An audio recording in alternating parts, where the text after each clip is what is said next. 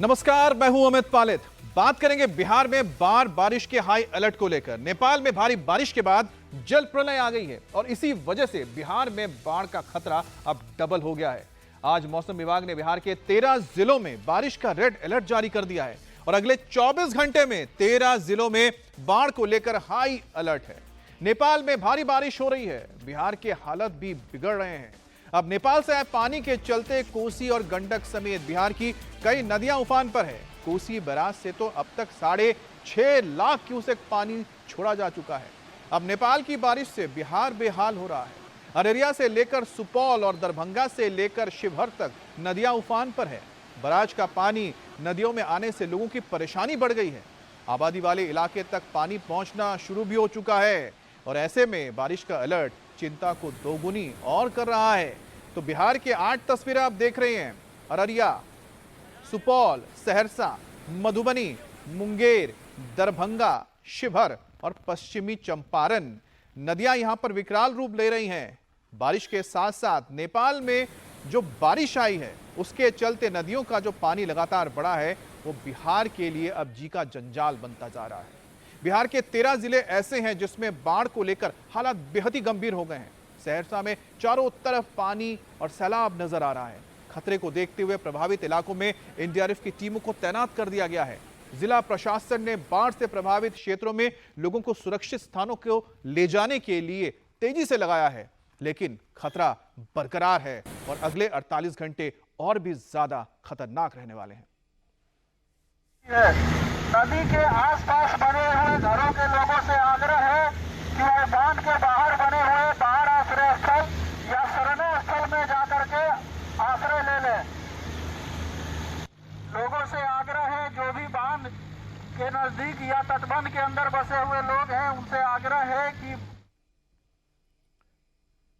दरअसल नेपाल में भारी बारिश के बाद कोसी बैराज के सभी गेट खोल दिए गए। हालात यह है कि कोसी बैराज पर बने पुल के ऊपर से पानी बहने लगा है। अब कोसी बैराज से 6 लाख क्यूसेक से ज्यादा पानी छोड़ा जा चुका है, जो 56 साल में सबसे ज्यादा है। और कोसी बैराज से सभी 56 गेट खोल दिए गए हैं और इसके बाद उत्तर भारत में भीषण आशंका पैदा हो गई है बाढ़ की। खासतौर पे बिहार के उत्तरी हिस्से में इस वक्त ज्यादा खतरा है, जिसके चलते जो भी इलाके कोसी नदी के आसपास हैं वहां पर बाढ़ का खतरा लगातार बढ़ता जा रहा है। और अब बैराज की हालत देख सकते हैं, क्या हाल है बैराज का।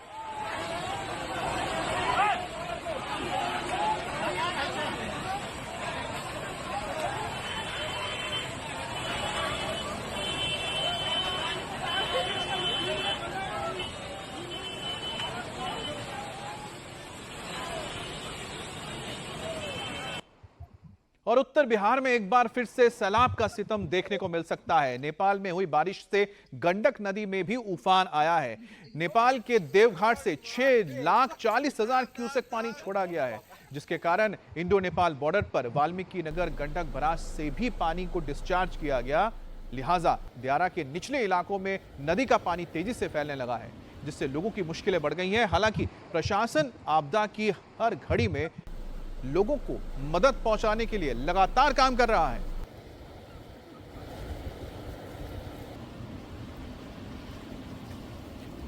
ये तस्वीरें आप देख रहे हैं गंडक बैराज की, जहां से पानी छोड़ा गया और आप देख सकते हैं कि कितना पानी इसमें भर गया है। नेपाल से करीब 6.5 लाख क्यूसेक पानी छोड़ा गया है और उसी का नतीजा है कि गंडक नदी में इस वक्त जलस्तर लगातार बढ़ता जा रहा है। अब बात करेंगे अररिया के निचले इलाकों में जो आबादी रहती है वो इस वक्त पूरी तरह से इस सैलाब की चपेट में है। तस्वीरों में देख सकते हैं पूरा गांव डूब चुका है, तालाब बन गया है। नदियों के उफान में आने के बाद जो लोग थे वो भयभीत होकर अपने घर बार को छोड़ने को मजबूर हो गए, ताकि वो ऊंचाई वाले इलाके में जाएं और अपने परिवार को बचा सके इस सैलाब से। जो आपको यहाँ पर नजर आ रहे मकान पूरे डूबे हुए हैं, साथ ही साथ आसपास के जो खेत हैं वो भी डूब गए। अगर आपको लगता है कि पानी कम है, नहीं, ये पानी धीरे धीरे और बढ़ेगा। लोगों ने घर इसलिए छोड़ा है ताकि अचानक अगर रात को पानी बढ़े तो वैसे में फंस जाएंगे, निकल नहीं पाएंगे। अब बिहार के और भी जिलों की तस्वीरें आपको हम दिखाते हैं। लेकिन पहले बिहार में बाढ़ का नेपाल कनेक्शन समझ लीजिए।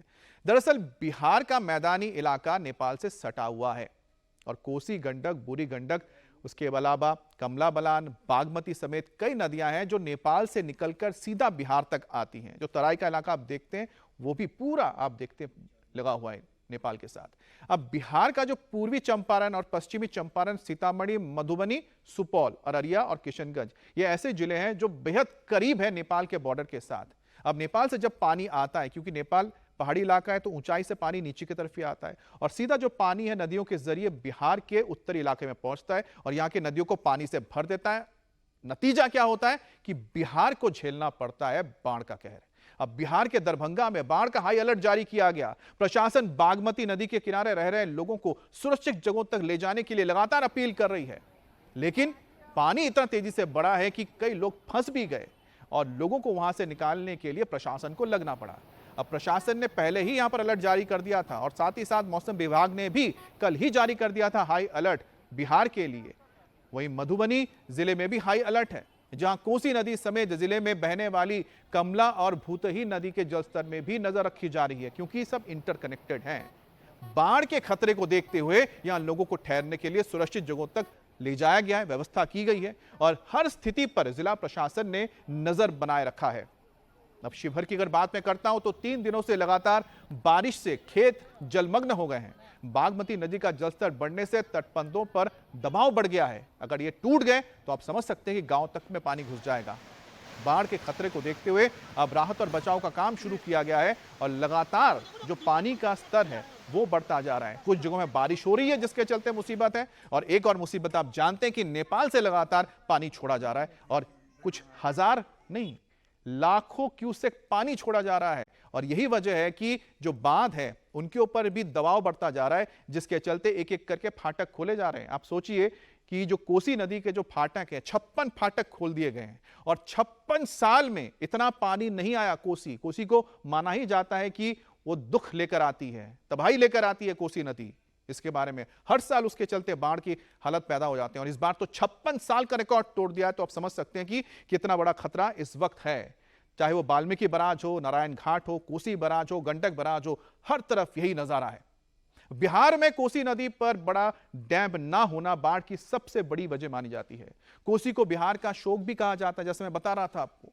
कोसी नदी 724 किलोमीटर लंबी है, जो भीमनगर बराज से बिहार में आती है और नेपाल के पहाड़ों से नदी शुरू होती है और हिमालय में करीब 7000 मीटर ऊंचाई से शुरुआत होती है इस नदी की, जहां से उद्गम स्थान है। और नेपाल की 7 नदियां कोसी में आके मिलती है और भारत नेपाल की सीमा से 48 किलोमीटर उत्तर में ये मिल जाती हैं और उसके बाद जैसे बिहार में एंटर होती है तो बिहार के लिए कहीं शोक लेकर आती है, दुख लेकर आती है। अब शिवहर में 3 दिनों से लगातार हो रही बारिश से खेत खलियान जलमग्न हो गए हैं। बागमती नदी का जलस्तर बढ़ने से भी तटबंधों के ऊपर दबाव बढ़ता जा रहा है। जैसा हमने बताया, तस्वीरों में आप देखिए कि किस कदर जो पानी है लगातार बढ़ता जा रहा है और तेज बहाव के चलते जो तटबंध है जिसे नदी को रोका जाता है पानी खेतों में ना आए, वो उनके ऊपर दबाव बढ़ता जा रहा है और इतनी तेज बहाव अगर पानी का लगातार आता रहा तो आप समझ सकते हैं कि ये तटबंध टूटेंगे, उसके बाद पानी घुस जाएंगे, गांव के गांव डूब जाएंगे। अब कोशिश प्रशासन की ओर से ये है कि लोगों को किसी तरह से बचाया जाए, उनके सामान को लेकर वक्त से निकल आए ताकि उनके मवेशी हो, जरूरी सामान हो, वो बच सके। हाँ, राजधानी दिल्ली में रोड रेज बेहद ही सनसनीखेज एक मामला आया रोड रेज का। दिल्ली के नांगलो इलाके में पुलिस कांस्टेबल को कार ने कुचल दिया। अब मामूली बात पर कार सवार आरोपियों ने सिपाही को कुचल दिया, हत्या कर दी उसकी। अब सिपाही को आरोपियों ने 10 मीटर तक घसीटा और उसके बाद कार चुरा दी और फिर आरोपी मौके से फरार हो गए। ये कार आप देख रहे हैं, यही वो कार है जिसने इस वारदात को अंजाम दिया है। वारदात आज सुबह करीब 3 बजे की है, जब कांस्टेबल संदीप सिविल ड्रेस में पेट्रोलिंग के लिए निकले थे। संदिग्ध कार को जब संदीप ने रोकने के लिए इशारा किया तो कार सवार ने कार रोकने के बजाय कांस्टेबल को ही कुचल दिया। तो ये तस्वीरें आप देख रहे हैं कांस्टेबल संदीप की है, जो आज सुबह ड्यूटी पर तैनात थे और जिस वक्त उन्हें एक कार को देखकर कुछ आभास हुआ कि इसमें संदिग्ध हो सकता है तो उन्होंने रोकने के लिए इशारा किया। सिविल ड्रेस में थे संदीप, लेकिन वो कार रुकी नहीं, संदीप को कुचलते हुई आगे बढ़ गई। कांस्टेबल संदीप 2018 बैच का, करीब 30 साल का था एंड पुलिस स्टेशन नांगलोई में पोस्टेड था। कल रात की आज अर्ली मॉर्निंग की बात है एक्चुअली, 2:15 की। एंड हमें पता ये लगा कि उसका डेथ हो गया एक्सन बालाजी हॉस्पिटल में। संदीप जो है अपनी बाइक से जो है ऑन ड्यूटी बीट पेट्रोलिंग के लिए निकला था। एंड वीना एनक्लेव के सामने जब लेफ़्ट टर्न कर रहे थे तो लेफ़्ट टर्न के दौरान एक दूसरा व्हीकल वहाँ पे 4 व्हीलर था, वैगन आर। एंड उसको क्रॉस करने के लिए उसको जब क्रॉस करके निकला तो शायद उनके बीच में रोकने के लिए कुछ बात हुई होगी, लेकिन जब वो आगे निकल गया तो व्हीकल ने सडनली एक्सेलरेट किया है और पीछे से टक्कर मारा और अराउंड जो एज पर जो मौका दिखा है 10 मीटर के करीब जो है ड्रैग किया और दूसरे व्हीकल में हिट किया, जिससे कि क्रश हो गया। और क्रश होने की वजह से हेड इंजरी बहुत सीरियस हो गया और इसी आई थिंक हेड इंजरी की वजह से डेथ हुआ। और दो पीएम जो करेंगे उससे हमें फर्दर वेरीफाई हो जाए। लग रहा है कि रोड रेज टाइप का हुआ है। अब पुलिस ने आरोपियों की वैगनार गाड़ी को तो बरामद कर लिया। गाड़ी का पूरा हिस्सा चकनाचूर हो चुका है, गाड़ी के कांच टूटे हुए हैं, गाड़ी में खून के छींटे भी पड़े हैं। संदीप पेट्रोलिंग के दौरान जब वीना एनक्लेव के पास जा रहे थे तभी उन्हें इस गाड़ी ने टक्कर मारी थी। दिल्ली में दिल दहलाने वाला रोड रेज का मामला एक बार फिर से सामने आया है। ये मामला दिल्ली के नागलोई से आया है, जहां पुलिस कांस्टेबल को ही एक वैगनार ने कल देर रात को टक्कर मारी। ये टक्कर इतनी तेज थी कि 10 मीटर तक की उसको घसीटा गया और उसके बाद सामने से आ रही एक दूसरी गाड़ी से उस पुलिस कांस्टेबल की टक्कर हो गई, जिससे उनको हेड इंजरी हुई, जिससे उनकी जान चली गई। दरअसल संदीप नाम के ये जो पुलिस कांस्टेबल थे कल रात को नागलोई में अपने सिविल ड्रेस में जा रहे थे। यही वो गाड़ी है जिसमें 2 लड़के थे और ये 2 लड़के इस वैगनार गाड़ी में थे और ये तेज रफ्तार से जा रही थी। जब पुलिस कांस्टेबल ने उन्हें रोकने की कोशिश की तो उन लड़कों ने उन्हें टक्कर मारी, जिस टक्कर से वो 10 मीटर तक के घसीटे गाड़ी से और आगे सामने आ रही एक बाइक से भी उनकी टक्कर हो गई, जिसके बाद हेड इंजरी के चलते उनकी मौत हो गई। उनका शव अभी पोस्टमार्टम के लिए गया हुआ है। दिल्ली पुलिस का यही कहना है कि आरोपियों की जो तलाश है वो जारी है और इसके लिए 3 टीमें भी गठित की गई हैं। ये 3 टीमें जो है तलाशी ले रही हैं, जगह जगह पे छापेमारी की जा रही है और सीसीटीवी भी खंगाला जा रहा है। देखिए कितनी भयावह ये टक्कर थी। ये पूरा आगे जो गाड़ी का हिस्सा है ये पूरा टूट चुका है। यहाँ पे खून के भी निशान सामने हैं और साथ ही साथ अंदर भी देखा जाए तो 2 ग्लास पड़े हुए हैं और यहाँ पर पीछे भी खून के निशान गाड़ी की सीट पर नजर आ रहे हैं। तो ऐसा लग रहा है कि यहाँ पर वो शराब पी रहे थे गाड़ी के अंदर और तेज रफ्तार से गाड़ी चला रहे थे, जिसके बाद सिविल ड्रेस में जो कांस्टेबल संदीप है उन्होंने उन्हें रोकने की कोशिश की तो इन लोगों ने उनको टक्कर मार दी। 10 मीटर तक की उनको घसीटा, सामने से आ रही बाइक ने उनको टक्कर मारी, जिसके बाद इस मामले में जान उनकी चली गई।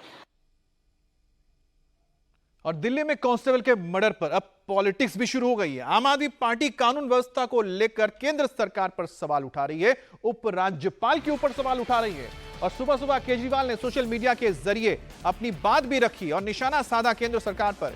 केजरीवाल ने लिखा कि दिल्ली में पूरी तरह से जंगल राज है और कानून व्यवस्था अमित शाह के अंडर है। मंत्री सौरभ भारद्वाज ने भी बढ़ते क्राइम को लेकर एलजी को निशाने पर लिया। तो अरविंद केजरीवाल ने सीधे निशाना साधा है केंद्र सरकार पर, गृह मंत्री अमित शाह के ऊपर और सवाल खड़े किए हैं कि आखिरकार दिल्ली में कानून व्यवस्था जो गिर रही है उसके लिए कौन जिम्मेदार है। दिल्ली सरकार कानून व्यवस्था के नाम पर केंद्र सरकार को एलजी को लेकर घेर रही है। आतिशी सरकार में मंत्री सौरभ भारद्वाज से बात की संवाददाता अनामिका गौड़ ने। राजधानी दिल्ली में मुंबई की तरह ही अब गैंगस्टर जो कल्चर है वो चालू हो चुका है, ये आरोप है दिल्ली सरकार का। सर क्या कहेंगे? देखिए, मुंबई में सुनते थे कि बड़े बड़े गैंगस्टर्स एक्टिव हैं, एक्सटॉर्शन के लिए कॉल्स जाती थी, नहीं पैसा मिलता था तो गोलियां चलती थी। मगर पिछले 24 घंटे में दिल्ली में 3 जगह पे फिरौती के लिए, रंगदारी के लिए, एक्सटॉर्शन के लिए हमले हुए। नारायणा के शोरूम के अंदर फिरौती की कॉल आ रही थी, उन्होंने पैसा नहीं दिया, उनके यहाँ गोलीबारी हुई। महिपालपुर के होटेलियर के पास 5 करोड़ की एक्सटॉर्शन की कॉल थी, धमकियां मिल रही थी, पैसा नहीं दिया, उनके यहाँ गोलीबारी हुई। नांगलोई के अंदर रोशन हलवाई के यहाँ गोलीबारी हुई और दीपक बॉक्सर नाम के गैंगस्टर की पर्ची छोड़ी गई। ये दिल्ली में कभी नहीं सुना गया था। एक कांस्टेबल की हत्या गाड़ी से चढ़ा के कर दी गई, ये दिल्ली में कभी नहीं सुना गया था। मेरा मानना है कि केंद्र सरकार दिल्ली पे ध्यान नहीं दे रही है और एलजी साहब अपने काम में पूरी तरह से फेल हो गए हैं। दिल्ली के अंदर कहीं सड़क बन रही हो तो पीडब्ल्यूडी का मुआयना करने चले जाते हैं, फ्लड कंट्रोल का काम हो रहा हो तो वहाँ इंस्पेक्शन करने चले जाते हैं। अरे भाई, जो तुम्हारा अपना काम है वो तुम करते नहीं हो। आप अपने थानों के इंस्पेक्शन कब करेंगे? दिल्ली में 209 थाने हैं, एलजी साहब को चाहिए कि वहाँ की इंस्पेक्शन करें। नांगलोई में जहाँ पे हमला हुआ है वहाँ पे जाके इंस्पेक्शन करें।